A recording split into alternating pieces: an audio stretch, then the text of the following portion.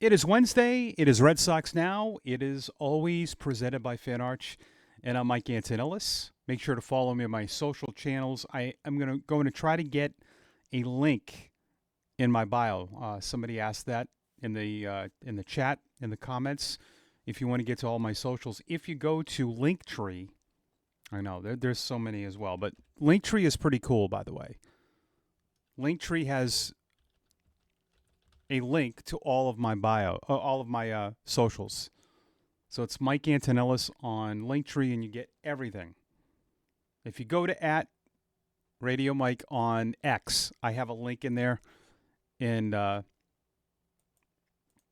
you find me everywhere. Facebook, you name it. So thank you. Good week. Make sure to subscribe on your way in, on your way out. Leave your comments. Friday we will do the sidebar. Will be all you. Your comments. I have that written down here. That's what we're doing Friday for Halloween. Will I dress up? I don't know. I mean, I dress up as a Red Sox fan every day. Should I dress up as a normal person?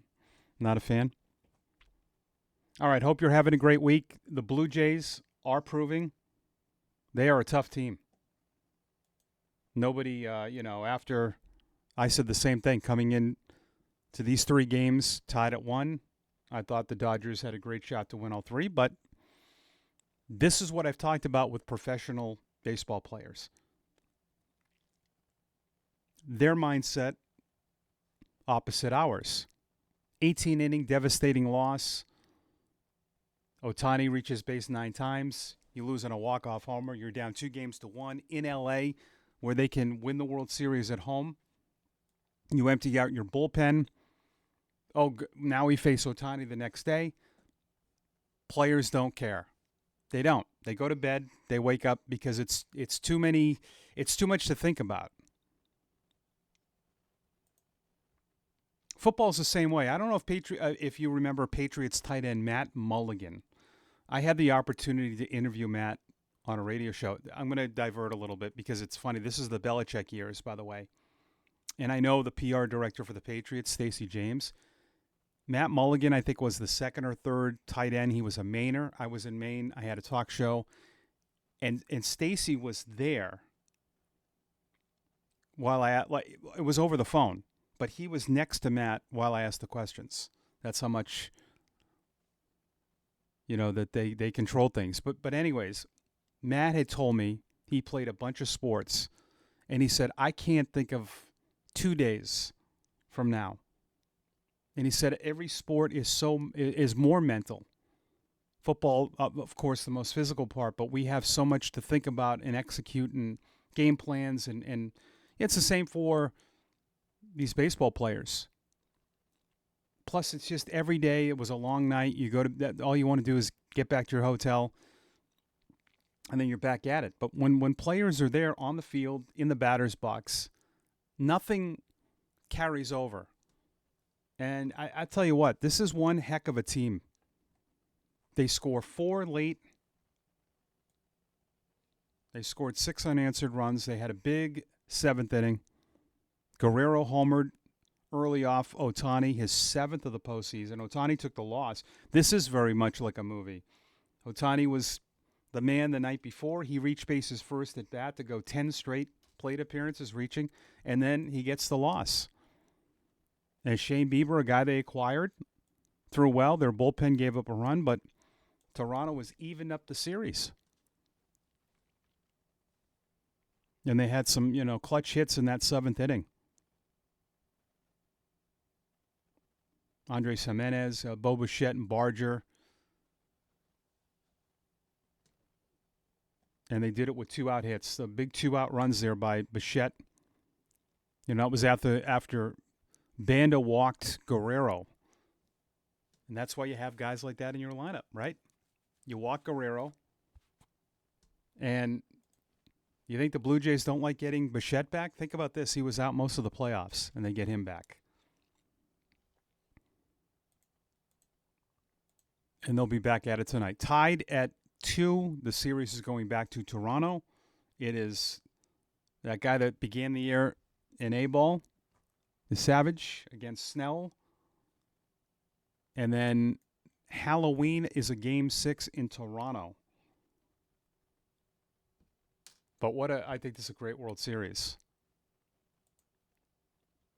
You know, the one thing, though, this is what the owners do. If Toronto ends up winning the World Series, you know, some owners will say, you know, LA would, hey, we didn't win. It's not the money that we're spending. But I'm glad to see a very competitive World Series. 2-2, definitely getting a Game 6 out of it. I think you want, you know, at least, I think in a World Series, as a general fan, you at least want to see a Game 6. And it'd be pretty cool if Toronto ends up winning tonight and a chance to clinch at home. That'd be pretty cool, right? And I don't know who you're rooting for. Some people say that they're rooting for the Dodgers because it's United States. Everyone has their reasons, and that's fine. Okay, what's the story? This is about Trevor. Reports say that he's likely to stay. That's what a lot of reports are saying. There's a good article I read, Patrick McAvoy, if you want to Google that through SI.com. All indications. Now, a lot of this stuff will happen after the World Series. Bregman is not officially opted out, but he is. Chris Cotillo is very confident that Story, 2 years, $55 million, would stay. And listen, this is how I feel about a lot of this. I think guys stay when they know they're not getting anything else. I've heard he owes the Red Sox because he was hurt. No, he doesn't. That's not how agents or players think. Do you think agents would say no to... Now, that's a lot of money, too, for him. And, yes, there could be... You know, we don't... This is the thing. We don't know. We don't know if people did pursue him. And he has said no. All indications, he's comfortable. He has mentioned it many times how much he loves playing here. But I still think if he had a whisper that someone would give him $35 per for 3 years, and that sounds, it definitely sounds crazy. But I'm just saying, all of that, I love it here. I was hurt. If he got 80 to 90 million, they're opting out. And I still think guys opt out knowing. I will never, ever believe when Max Scherzer opted out of, what was he offered? It was an insane amount of money. And he said, I'm just going to gamble. And he got a gamble on himself. He pitched one more year and then hit the lottery. So these guys know it's not, you know, things aren't always by the book. But I do believe these reports. And there's nothing wrong with being comfortable, right? That's a pretty damn good salary for him for 2 more years. And if he goes out and crushes it for 2 more years, he could get a 2 or 3 year deal. We'll see. But you want to get these positions that are high priority solved. You have catcher, you have short, you have center, and third base is a priority, regardless of what people think.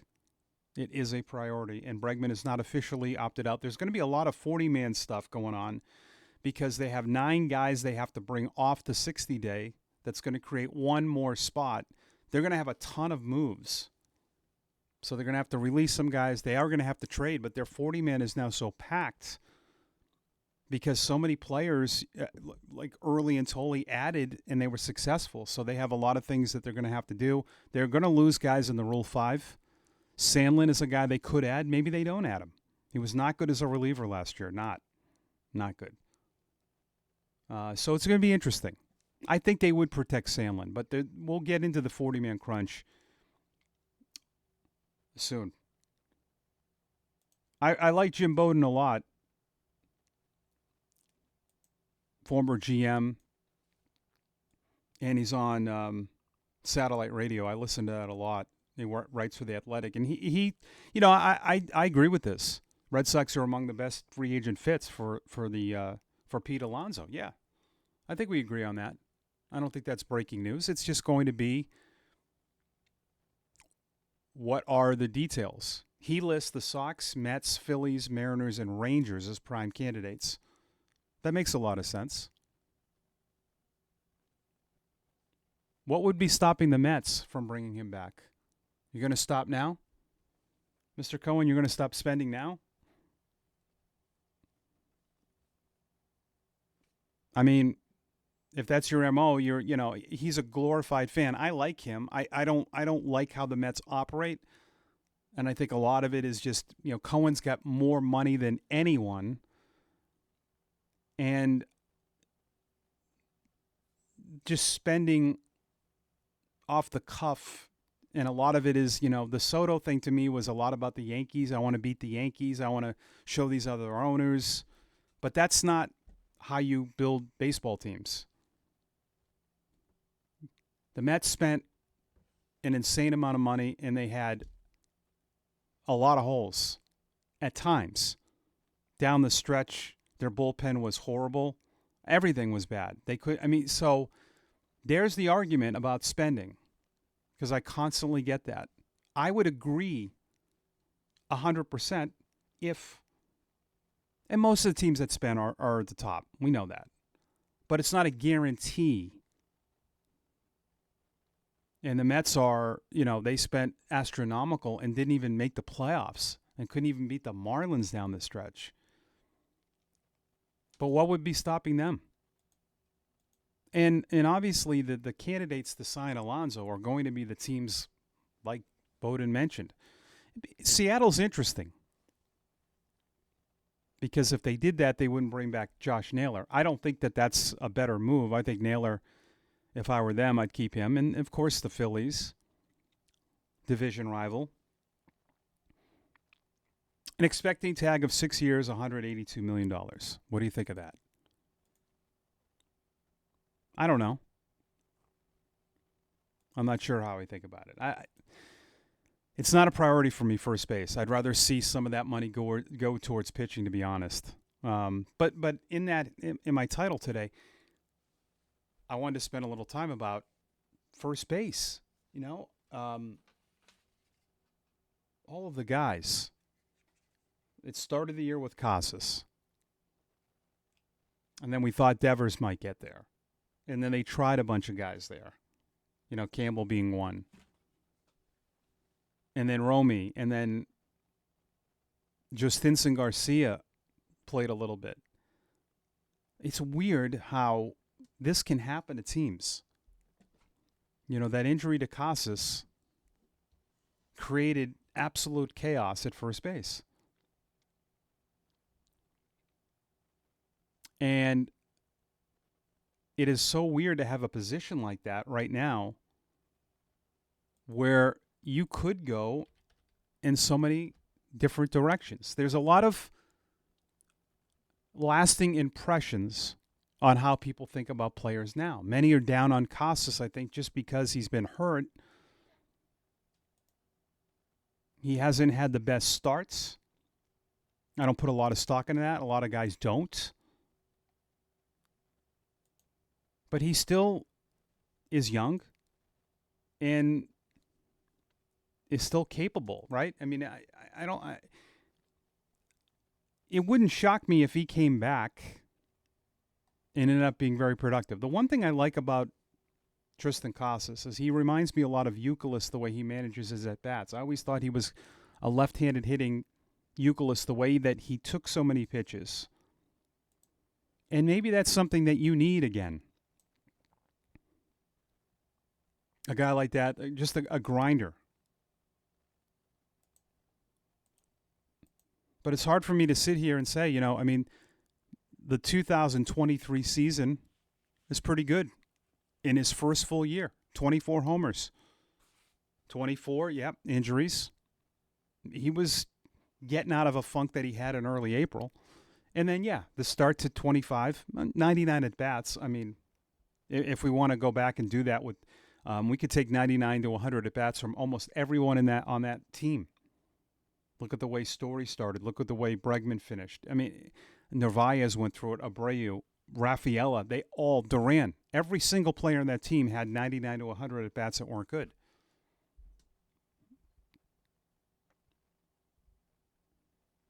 So that might be the option. And that is going to be things that they are having conversations about as we speak. As we speak, and everyone submits their ideas at first base, their thoughts. But I think you definitely have to consider all your options. And, of course, you have to consider a guy like Pete Alonso. But who's to say that Casas couldn't be the same from the left side? And I get the whole right-handed hitting thing. But this is just a fascinating position this offseason, which I don't always feel like teams go through this kind of drama at first base, right? Doesn't it feel like there's a lot of avenues? There's a ton of conversations. We could do a week's worth of show at first base. And I don't remember a time where, that felt like that. And where would the Mets go if they don't sign Alonso? See, that's the other thing. Think about that market. They don't bring him back. Is it Schwarber to play first? Is it Naylor? The dominoes. It'll be interesting to see what happens. All right, Tuesday's comments. We'll start with Spencer Taylor, 91.43. I think the Sox need to give Yoshida one more year. See if he can build on the last month of 25, especially since no teams are going to take that contract or they will have to eat the remaining money. Absolutely. Absolutely. And I'm not just reading that because that's something I talked about. That was one of the only Yoshida. I love that because you're right. It's $32 million. And I think because you have to really put yourself in the other shoes of the GM. Think about you as a fan. Would you take Yoshida on? What would you do if Breslow spent $32 million on a guy like Yoshida? You'd go crazy. This comment section, you'd be killing him. It's not a good business move. I'm not saying he could actually be fine and turn out to be worth every penny. But it's a lot to sell on a fan base. It's a lot to sell on an owner too. GMs like you saw in Moneyball. And I'm connected, of course, in the game. I asked JP Ricciardi, who is somebody that I really look up to, who I called games with this year, JP, the former Toronto executive, and I talked to him he talked about this on the air once, about going to your owners, how hard it is. You have to set a budget. He said in Toronto he had a budget in January, and they couldn't go over that. And, yeah, he'd go to his GM about a player and say, can you give me this? And they'd say no. He said the Moneyball movie is completely true. That's the one thing you have to remember. And you can be critical all you want. With a lot of you do that with John Henry and the way they've spent. But think about it. Think about how many times they were sold a bill of goods and they signed off on it. Rusney Castillo. Yeah, sure. That was Craig Shipley, one of the special assistants. I remember when this happened because Castillo joined us in the playoffs in Binghamton, New York. I remember in the concourse getting headshots of him. And they gave him a lot of money because they were told. And the owners, for a lot of my time, yeah, okay, you guys want Pablo Sandoval? Yep, we'll do it. You want Carl Crawford? Yep. You want John Lackey extension? They've given out a lot of money. No one brings this stuff up about all the money that they've wasted. It's probably billions. And I think that's where it got to a point where they're like, hey, listen, we got to slow down here. A lot of you come on, people say it's because they're cheap. It's not because they're cheap. It's they're trying to be more efficient. And I've talked to scouts and GMs about this because it's different. Things have changed a little bit where you want to invest in what you have. A lot of these big free agents that get these huge deals when they're 29, 30, there's not a good track record for it. And I know someone wrote an article where it's like 25, 30% of those contracts are even good for a few years. It's just that it's the tax you have to pay, right? Like you know that Pete Alonso might not give you 6 great years, but that's what you have to do. But there's a lot to the, especially in these other markets. Owners are not, the Yoshida thing would not happen. Barry Uni-Edis, 1992. I'm assuming that's the year you were born. Yep. What about Kyle Tucker to help Bregman and Alonso or Schwarber? I don't think both. I don't see both. I think that'd be a lot of money to put into position players. You're looking 7, 8 years for Tucker. Bregman would be 5 or 6. You'd be spending a lot of money, $700 million on 3 position players. I don't know. I'm not. That to me, it's a hard no. Lots of options. Abreu, Duran, and prospects to get a solid number 2. We'll see. We'll see. I still don't think that Abreu, Rafaela is still going to be ahead of those guys. You got to think of the position. You got to think about if it's you're talking about a team that's like a Reds or a non-contender, someone that doesn't spend money. They're going to want someone controllable. But the other argument to me, though, is that maybe some teams, even with Rafaela's contract, they wouldn't want to pick up. But I think they would. At Real Map Lazan, how can the team owners make a profit? The LA 4 Aces are about $108 million, not considering deferred payment. No, that's a great one. I've talked about this a lot. I did leave a comment with you on there, and someone commented and said Japan. That's absolutely right, and I'll start there. I talked about this during my spring training trip. Andre Ethier, who played for the Dodgers, I was with him in A-ball in Kane County, and I bumped into him in the press box because I went to a Dodger game because Tim Neverett, a former Red Sox broadcaster, I wanted to catch up with him, and Andre Ethier popped in the booth, and I'm like, what are you doing for the Dodgers? He goes, I handle a Japanese sponsorship relations. So the Dodgers employ Andre Ethier to go to suites to talk to Japanese sponsors. And he's like, oh, yeah, we have a whole division of Japanese sponsorships that we sell. They have a whole team. So they're doing overseas sponsorships. So, that, in addition to all in-state sponsorship money they're getting, they're working with another country. That's why they're basically handed these guys. I mean, it's the biggest joke in the world when Yamamoto, Sasaki, and Ohtani were free agents, and I wish I was doing this show because I was laughing every day, and I even tweeted. I might be able to find it. It was it was pretty obvious where they were going.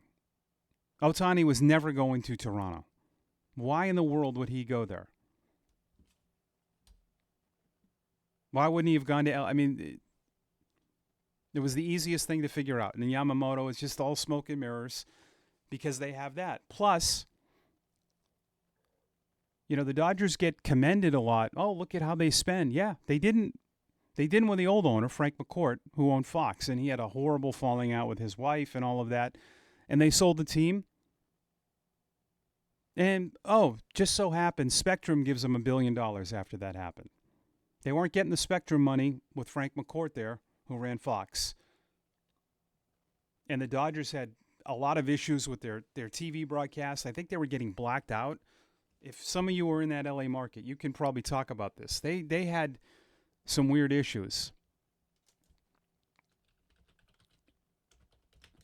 But the Spectrum money is crazy. It's crazy. It's over $1 billion. Tim Neverett was telling me, I think he said it's $600 million a year they're getting from Spectrum. I mean, that's crazy. But why? Well,